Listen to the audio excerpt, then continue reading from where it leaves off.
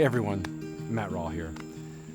There's this great scene in the middle of Avengers where Star-Lord is looking for Gamora. And he has Spider-Man there and he asks Spider-Man, "Where is Gamora?" And then Iron Man says, "Well, I'll do you one better. Who is Gamora?" And then Drax the Destroyer says, "I'll do you one better. Why is Gamora?" John's gospel wants you to know why Jesus is. It's not necessarily about what Jesus did or where Jesus was going. John is not concerned with such conventional ideas. Why Jesus? What does Jesus mean? John's gospel, and then there's John, right? John's gospel is so very different than Matthew, Mark, and Luke. Matthew, Mark, and Luke all have the institution of the Last Supper, the bread and the wine. John doesn't have this. When Jesus is with the disciples at the end of his story, he's sitting at the table. He gets up, he takes off his outer robe, he ties it around his waist. He goes to where the disciples are and he washes their feet.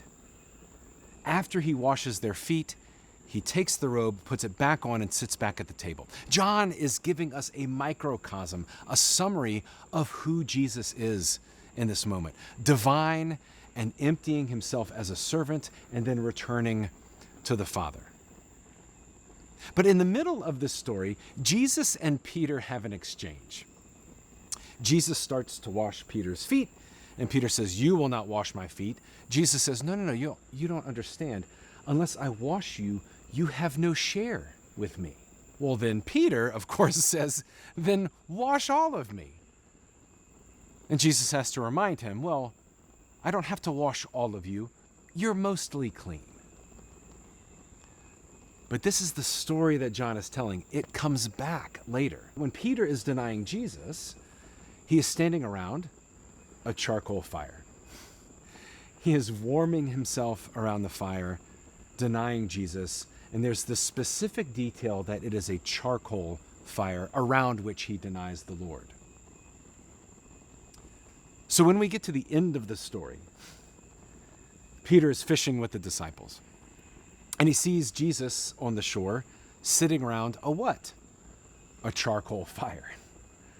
So in a moment, Peter realizes, oh my gosh, he knows. He knows what I've done. And then Peter puts on clothing. What do you mean he puts on clothing? Yes, he puts on clothing.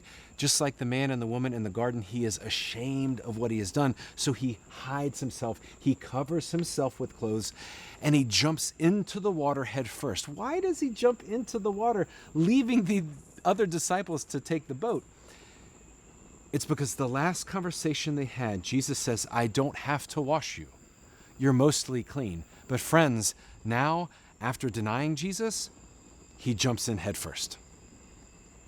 He gets washed up before he sees Jesus. And of course, he meets Jesus around that charcoal fire, and Jesus asks him 3 times, "Do you love me?"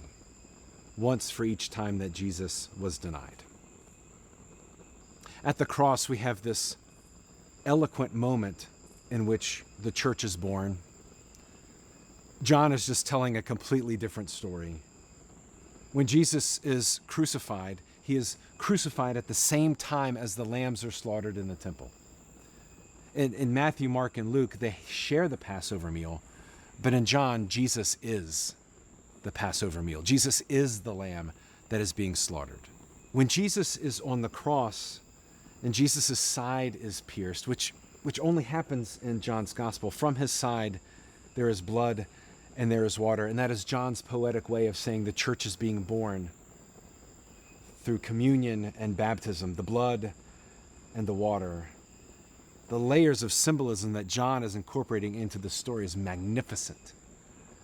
At the resurrection, the one thing the Gospels do agree on is that Mary Magdalene was there.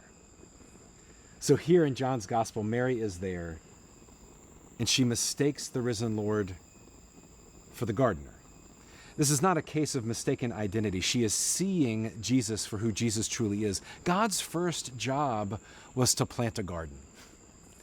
So in this moment, Mary is seeing God unfiltered, the resurrected Lord, the one who planted a garden. Of course, she saw him as a gardener, the author of life.